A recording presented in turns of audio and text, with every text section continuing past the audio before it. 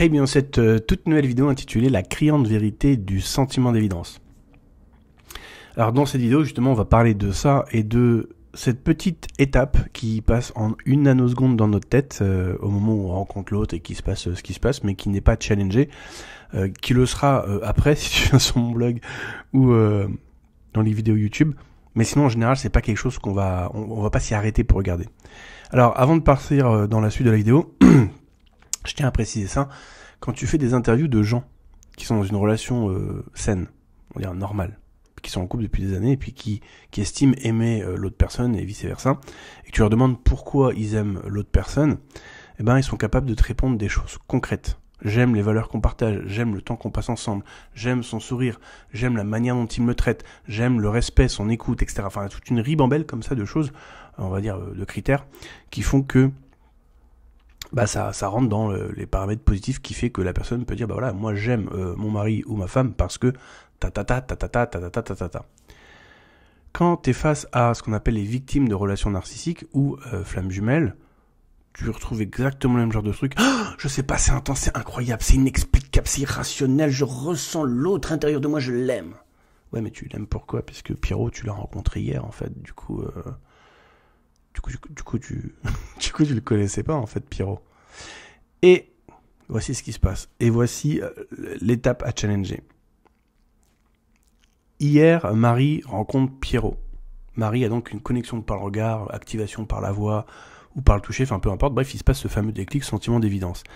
Mais au moment où Marie rencontre Pierrot, Marie sait qu'elle ne connaît pas Pierrot, c'est-à-dire qu'elle l'a jamais rencontré avant. Pour autant, il y a ce sentiment d'évidence de l'autre c'est mon autre, de familier, etc. D'être enfin à la maison, quoi. Avec le savoir que l'autre, on connaît pas, on l'a jamais vu, quoi. Mais, voici ce qui se passe. Cette étape-là de comment c'est possible que le gars je le connaissais pas, je l'ai jamais rencontré, comment c'est possible qu'il peut se passer tout ça en moi alors que le gars je le connais pas. Tu vois déjà le paradoxe, pas le paradoxe, mais comment c'est complètement à l'opposé de ce que je viens de te dire avec les relations saines. Dans les relations saines, si on rencontre la personne, etc., il peut y avoir un certain feeling, un certain truc, mais on apprend à se connaître et tout, puis du coup les valeurs faisant, les rencontres faisant, se tisse une relation qu'on va appeler d'amour. Au travers de valeurs, de comment je traite l'autre, comment l'autre me traite, etc. Et puis, on pourrait dire comme ça, on tombe amoureux de la dynamique relationnelle. Et tout ce qui va avec. Mais ça prend un certain temps. T'as eu le temps de connaître la personne, etc., etc. Même si dès le premier jour, t'as peut-être rencontré le gars en disant « Ah, il est trop beau et tout. Ah, j'ai envie de le connaître, ok. » Mais c'est quelque chose qui va se tisser au fil du temps et des interactions. Alors que là, Marie, elle a rencontré hier Pierrot, boum, ça s'est fait d'un coup. Et là, Marie, elle va pas questionner comment ça se fait que je sais que je le connais pas et qu'en même temps, il se passe tout ça en moi. En fait, ce qui se passe, c'est qu'il y a une sorte de questionnement, mais c'est plutôt le côté mystérieux de « je le connais pas, mais en même temps, il se passe tout ça ». Donc, il y a une incertitude, il y a un manque d'information, c'est parce qu'on ne comprend pas, donc il y a une sorte de questionnement, mais c'est pas le questionnement dans le sens où je l'entends. Parce que oui, on peut se dire « mais comment ça se fait que c'est possible? C'est quoi cette histoire? Qu'est-ce qui va pousser ?» aller à un moment donné sur Google pour chercher des réponses. Mais c'est pas un questionnement dans le sens introspectif. Dans le sens, qu'est-ce qui se passe en moi? Je suis face à... Voilà, hier j'ai rencontré Pierrot, j'ai ce sentiment d'évidence, qu'est-ce qui se passe à l'intérieur de moi? Qu'est-ce qui fait que tout ça se déclenche? C'est un questionnement dans ce sens-là. Et donc du coup, comme c'est pas un questionnement intérieur, introspectif pour en comprendre notre dynamique intérieure, du coup, à un moment donné, tôt ou tard, on va aller dans Google, on va aller donc à l'extérieur pour aller chercher donc des réponses qui seraient satisfaisantes. La seule réponse qu'on va avoir envie à laquelle on va avoir envie d'adhérer, c'est le côté un peu mystique, mystérieux. L'autre c'est mon autre, donc c'est une autre partie de mon âme, ou c'est du spirituel, etc. Parce que ça vient finalement donner un petit peu facilement une sorte d'explication qui serait vraie, mais qu'on va pas non plus trop challenger, on va pas trop chercher à savoir si c'est vrai ou pas. Elle nous sert juste de, tu vois, il y a un chaînon manquant, je clique, on vient poser la chaîne à l'endroit où il manque un truc. Voilà, comme ça, allez, emballer, c'est pesé, je peux passer la suite. La suite c'est quoi? Écoute bien ça. C'est l'envie d'être contrôlé et sous emprise de ce ressenti d'évidence, de familiarité, d'être enfin chez soi, etc. parce qu'il est positif et on a envie de continuer de le vivre, ok?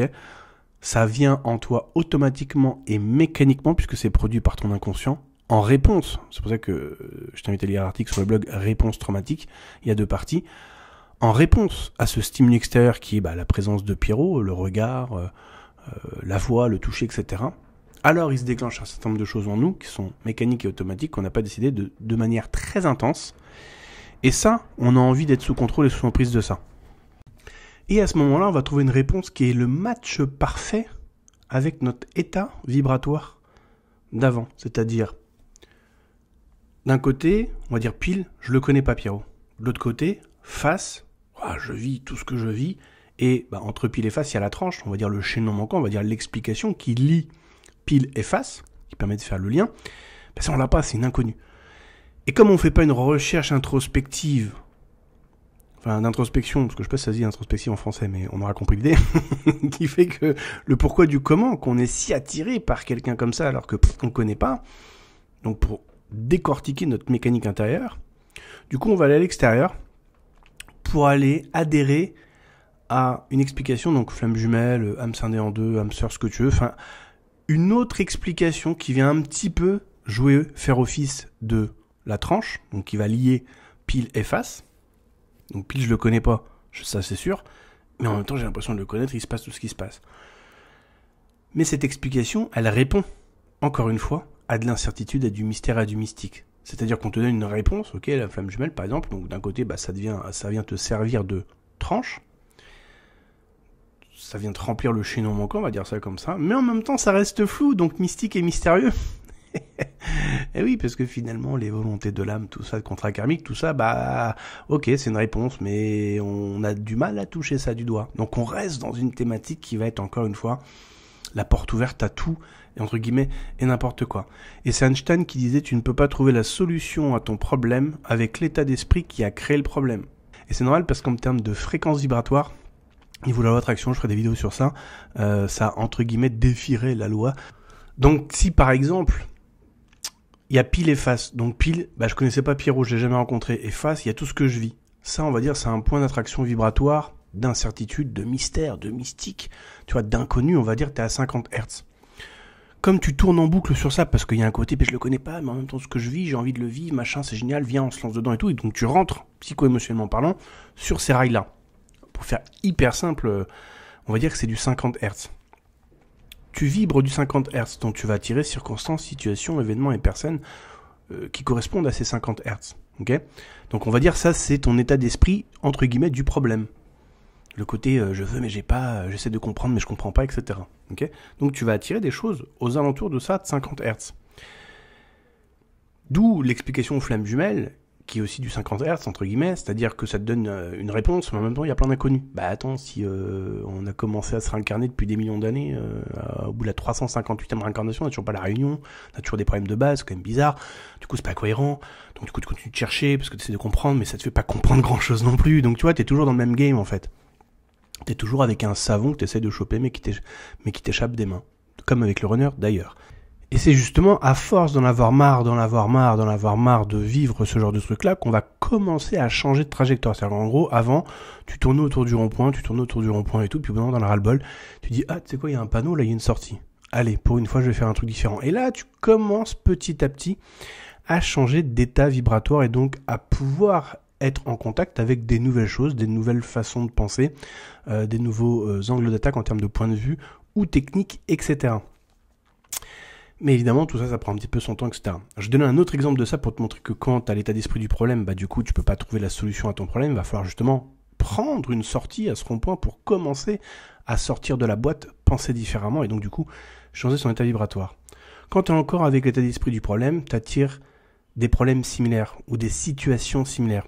Par exemple, le chaser est dépendant de la présence du runner pour se sentir en complétude ou sentir ce high. Et puis, il se trouve que la relation se passe comme elle se passe, donc du coup, le chaser n'y arrive pas. Et donc, du coup, il est toujours dans cet état d'esprit, dans ce point d'attraction vibratoire qu'on va appeler la dépendance. Et du coup, qu'est-ce qu'il fait ? Il va se diriger vers des circonstances, événements, situations et personnes qui matchent cet état d'esprit de dépendance, alias le tarot, la médiumnité et ou les soins énergétiques, qui vont tous avoir en plus un point commun, c'est-à-dire qui ont cette composante. Alors là, on revient au tout début de la vidéo, quand je te disais, d'un côté, Marie, à pile, elle sait que Pierrot, elle le connaît pas, Et il y a face. Je ressens ce truc mystérieux, mystique, magique, incroyable qui soulève un questionnement dont on n'aura pas la réponse, donc on va partir dans un cycle. Je recherche la réponse à cette situation, bien évidemment à l'extérieur de soi, mais pas à l'intérieur. Ça, c'est déjà un premier point commun. Et donc je vais avoir des réponses, mais finalement qui appellent à d'autres questions. Donc je suis toujours dans un processus de j'ai pas mais je veux, tu vois, j'ai pas mais je veux. Je veux le runner mais je l'ai pas. Je veux le runner mais je l'ai pas. Je veux des réponses à mes questions mais j'en ai, mais c'est pas vraiment satisfaisant. Il y a toujours un truc qui fait que ouais mais il faut continuer de chercher. Du coup on est toujours en train de tourner au cours du rond-point. On est toujours le hamster dans la roue en fait. Alors effectivement le hamster il bouge ses jambes, hein, et il brûle de la calorie mais il va nulle part. J'exagère un peu mais tu vois ce procédé là. Ça c'est un état d'esprit. Ou c'est un point d'attraction vibratoire, c'est je veux mais j'ai pas. Et donc, quand on est là, effectivement, tu as accès à des circonstances, situations, événements et personnes qui matchent ton état vibratoire, donc on va dire 50 Hz, et quand on a ras-le-bol d'en avoir ras-le-bol, là tu commences à prendre des sorties au niveau de ton rond-point pour aller ailleurs. Et c'est là que s'amorce en fait le vrai travail de guérison, c'est quand on a ras-le-bol de te taper la tête contre le mur, en voyant que ton mur, c'est pas lui qui casse, hein, c'est ta tête, du coup, tu commences à faire les choses différemment. Parce que si tu continues de faire ce que tu as toujours fait, tu continueras d'obtenir ce que tu as toujours obtenu. C'est infaillible. Et si tu veux que les choses, elles changent dans ta vie, il va falloir changer des choses dans ta vie. Et la première chose à changer, c'est ta façon de penser. Et c'est le premier truc que personne ne veut faire. Et c'est pour ça que cet état d'esprit vibratoire, ou ce point d'attraction vibratoire, quand tu écoutes des gens comme Eckhart Tolle, Yogananda, Maharishi, Sadhguru, etc., il y en a plein d'autres derrière, qui eux sont arrivés à des niveaux on va dire très très élevés. Aucun de ces gens-là, en tout cas moi quand j'écoute leur podcast ou leurs livres, je les entends pas parler de développer des capacités parapsychiques ou ce que nous on va appeler ici dans la spiritualité New Age des dons spirituels comme la clairvoyance, la clairaudience, etc. Parce qu'en fait tout ça ne te fait pas travailler ton intériorité, donc ne te permet pas, parce que c'est pas le but en fait, de te délier, de te dénouer de tes nœuds à l'intérieur, donc de tes traumas, tes croyances négatives. Par contre, ça te permet de faire des choses à l'extérieur de toi, d'aller voir ce qui se passe ailleurs, ou d'écouter des messages, etc. Des gens. Et tu vois, rien que le principe même de dire je vais canaliser. Tiens, d'ailleurs, regarde, ça me fait penser que je vais te lire justement ce que dit Eckhart Tolle dessus. Alors tu vois, le simple fait de canaliser, ça veut dire je choisis parce que j'ai des questions, donc je cherche des réponses, mais je vais pas les chercher en moi. Je vais utiliser une capacité qui est en moi pour aller me connecter à l'extérieur de moi, encore une fois, pour obtenir des réponses de gens que je considère sans les connaître. T'as vu, c'est fou, c'est encore la même chose. Mieux sachant que moi, puisque sont des entités supérieures, mais ça c'est nous-mêmes qui avons envie de croire que c'est le cas, alors qu'en fait, ça l'est peut-être pas. Alors maintenant, je vais te lire donc une question qui a été posée à Eckhart Tolle lors d'un de ses séminaires, et donc sa réponse.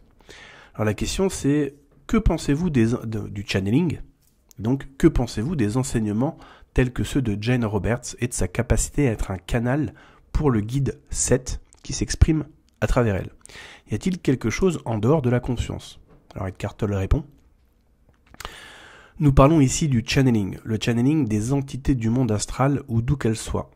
Et bien sûr, tout est une expression de la conscience une.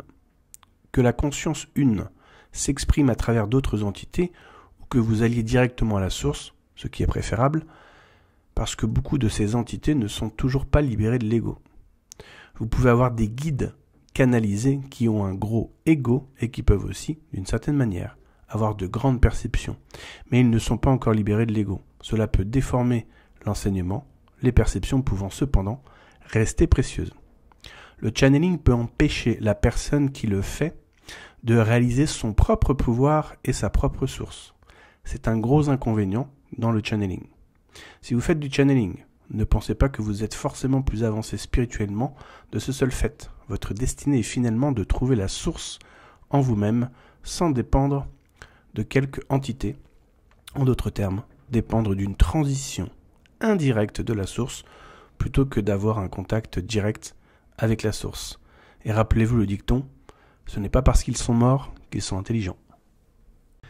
Et donc, comme j'avais expliqué dans l'article, et si la relation flamme jumelle était juste un lien traumatique, quand Marie rencontre Pierrot, ce qui se passe en elle est le pur produit, en fait d'une réaction mécanique automatique de l'inconscient face à un stimuli extérieur qui correspond, on va dire, qui coche un certain nombre de cases dans ce qui est recherché par l'inconscient. Et ce qui est recherché par l'inconscient, c'est par rapport à ce que tu as vécu dans le passé, tes croyances, etc.